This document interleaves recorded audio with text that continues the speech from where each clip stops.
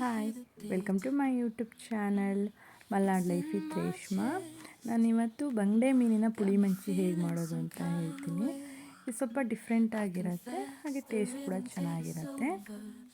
ನಾನಿಲ್ಲಿ ಈ ಪುಳಿ ಮುಂಚಿ ಮಾಡೋದಕ್ಕೆ ಅರ್ಧ kg ಬಂಗಡೆ ಮೀನನ್ನು ನೀಟಾಗಿ ಕಟ್ ಮಾಡಿ ಮಧ್ಯಕ್ಕೆ ಕಟ್ಸ್ ಹಾಕಿ ಇಟ್ಕೊಂಡಿದ್ದೀನಿ. ಯಾಕೆಂದರೆ ಸ್ವಲ್ಪ ಖಾರ ಎಲ್ಲ ನೀಟಾಗಿ ಹಿಡಿಬೇಕು ಅನ್ನೋದಕ್ಕೋಸ್ಕರ.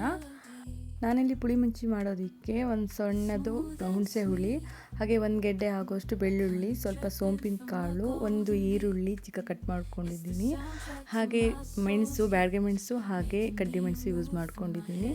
ಹೀಗೆ ಚಕ್ಕೆ, ಲವಂಗ, ಏಲಕ್ಕಿ, ಮರಾಠಿ ಮೊಗು ಎಲ್ಲದನ್ನೂ ಸೇರಿಸ್ಕೊಂಡಿದ್ದೀನಿ. ಹಾಗೆ ಜೀರಿಗೆ, ಒಂದು ಸ್ಪೂನ್ ಆಗೋಷ್ಟು ಕಾಳು ಮೆಣಸು, ಹಾಗೆ ಮೆಂತೆ, ಹಾಗೆ ಕೊತ್ತಂಬರಿ ಕಾಳು, ಒಂದೂವರೆ 2 ಟೇಬಲ್ ಸ್ಪೂನ್ ಆಗುವಷ್ಟು ಕೊತ್ತಂಬರಿ ಕಾಳನ್ನ ಯೂಸ್ ಮಾಡ್ಕೊಳ್ತಾ ಇದ್ದೀನಿ. ಈಗ ಸ್ಟವ್ ಮೇಲೆ ಪ್ಯಾನ್ ಇಟ್ಕೊಂಡು ಅದಕ್ಕೆ ಧನಿಯಾ ಕಾಳನ್ನು ಫಸ್ಟ್ ಹಾಕ್ಕೊಂಡು ಹುರ್ಕೊಳ್ತಾ ಇದ್ದೀನಿ. ಅದಕ್ಕೆ ಜೀರಿಗೆ, ಕಾಳು ಮೆಣಸು, ಹಾಗೆ ಮೆಂತ್ಯ, ಆಮೇಲೆ ಸೋಂಪಿನ ಕಾಳು ಎಲ್ಲದನ್ನು ಸೇರಿಸ್ಕೊಂಡು ಒಂದು ಸಲ ಫ್ರೈ ಮಾಡ್ಕೊಳ್ತೀನಿ. ನೀವು ಬೇಕಾದರೆ ಎಲ್ಲದನ್ನು ಒಟ್ಟಿಗೆ ಹಾಕ್ಕೊಂಡು ಫ್ರೈ ಮಾಡ್ಕೊಳ್ಬೋದು, ಆದರೆ ನಾನಿಲ್ಲಿ ಸಪ್ರೇಟಾಗಿ ಫ್ರೈ ಮಾಡ್ಕೊಳ್ತಾ ಇದ್ದೀನಿ. ಇವಾಗ ಲವಂಗ, ಚಕ್ಕೆ ಎಲ್ಲ ಸ್ಪೈಸಸ್ಗಳನ್ನು ಹಾಕ್ಕೊಂಡು ಒಂದು ಸಲ ಫ್ರೈ ಮಾಡ್ಕೊಳ್ತೀನಿ ನೀಟಾಗಿ. ಅವೆಲ್ಲದನ್ನು ಒಂದು ಸಲ ನೀಟಾಗಿ ಫ್ರೈ ಮಾಡ್ಕೊಂಡು ಆದಮೇಲೆ ಬೆಳ್ಳುಳ್ಳಿ ಹಾಕ್ಕೊಂಡು ಫ್ರೈ ಮಾಡ್ಕೊಳ್ತೀನಿ. ಅದಾದ್ರ ಮೇಲೆ ಕಟ್ ಮಾಡ್ಕೊಂಡಿರುವಂತಹ ಈರುಳ್ಳಿ, ಮೆಣಸು ಎಲ್ಲದನ್ನು ಸೇರಿಸ್ಕೊಂಡು ನೀಟಾಗಿ ಫ್ರೈ ಮಾಡ್ಕೊಳ್ತೀನಿ. ಇದನ್ನು ಕೂಡ ಒಂದು ಸಲ. ಆಮೇಲೆ ಸ್ಟವ್ ಆಫ್ ಆದಮೇಲೆ ನಾವು ಇಟ್ಕೊಂಡಿರುವಂತಹ ಹುಣಸೆ ಹಣ್ಣನ್ನು ಸೇರಿಸ್ಕೊಂಡು ಅದು ತಣ್ಣಗೆ ಆದಮೇಲೆ ನೀಟಾಗಿ ನುಣ್ಣಗೆ ರುಬ್ಕೊಂಬರಬೇಕು. ತೆರಿ ಇರಬಾರ್ದು, ನುಣ್ಣಗೆ ರುಬ್ಕೊಂಬರೋಣ.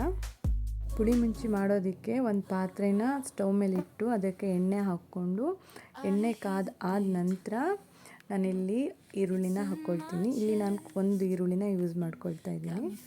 ಆ ಈರುಳ್ಳಿ ಸ್ವಲ್ಪ ಗೋಲ್ಡ್ ಕಲರ್ ಬರೋ ತನಕ ಫ್ರೈ ಮಾಡಿಕೊಂಡ್ರೆ ಸಾಕು. ಇವಾಗ ಈ ರುಬ್ಬಿಟ್ಕೊಂಡಿರುವಂತಹ ಖಾರನ ಅದಕ್ಕೆ ಸೇರಿಸ್ಕೊಳ್ತಿದ್ದೀನಿ. ಈ ಪುಳಿ ಮುಂಚಿ ಅಂದರೆ ನೀರಿರೋಲ್ಲ, ಸ್ವಲ್ಪ ಗಟ್ಟಿಯಾಗೇ ಇರುತ್ತೆ, ಹಾಗಾಗಿ ಜಾಸ್ತಿ ನೀರು ಯೂಸ್ ಮಾಡ್ಕೊಳ್ಬಾರ್ದು. ನಾನಿಲ್ಲಿ ಸ್ವಲ್ಪನೇ ನೀರನ್ನು ಯೂಸ್ ಮಾಡ್ಕೊಳ್ತಾ ಇದ್ದೀನಿ. ಹಾಗೆ ಒಂದು ಸ್ವಲ್ಪ ನೀರು ಹಾಕಿಬಿಟ್ಟು ನೀಟಾಗಿ ತಿರ್ಸ್ಕೊಂಡು ಒಂದು ಸಲ ಮುಚ್ಚಿಬಿಟ್ಟು ಅದನ್ನು ಕುದಿಲಿಕ್ಕೆ ಬಿಡೋಣ. 5 ನಿಮಿಷಕ್ಕೆ ಕುದಿಯತ್ತೆ, ಜಾಸ್ತಿ ಹೊತ್ತೇನು ತೊಗೊಳ್ಳೋದಿಲ್ಲ. ಅದು ಕುದ್ದಾಗೋ ಹೊತ್ತಿಗೆ ಒಂದು ಸಲ ನೀಟಾಗಿ ತಿರ್ಸ್ಕೊಂಡು ಅದಕ್ಕೆ ಇವಾಗ ಈ ಥಿಕ್ನೆಸ್ ಇದ್ದರೆ ಸಾಕು. ತೀರಾ ದಪ್ಪಕ್ಕೂ ಬೇಡ, ತೀರಾ ತೆಳುವಾಗೂ ಬೇಡ.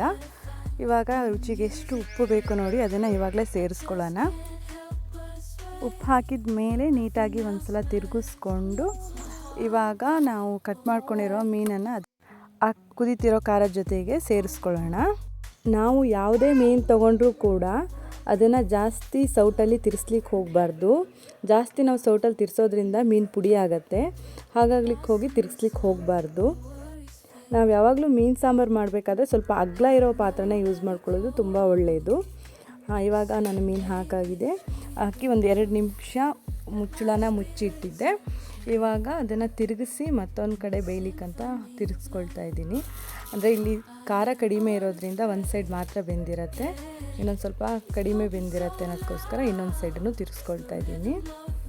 ಈ ಸೈಡ್ ಕೂಡ ಒಂದು 2 ನಿಮಿಷ ಬೆಂದರೆ ಸಾಕು, ಅಲ್ಲಿಗೆ ಪುಳಿ ಮುಂಚಿ ರೆಡಿ ಆಗಿರುತ್ತೆ. ಒಮ್ಮೆ ನೀವು ಈ ಥರ ಪುಳಿ ಮುಂಚಿ ಮಾಡಿ ನೋಡಿ. ಈ ಥರ ಇಷ್ಟ ಆದರೆ ಹೇಗಾಯಿತು ಅಂಥೇಳಿ ಕಮೆಂಟ್ ಮಾಡಿ. ಥ್ಯಾಂಕ್ಸ್.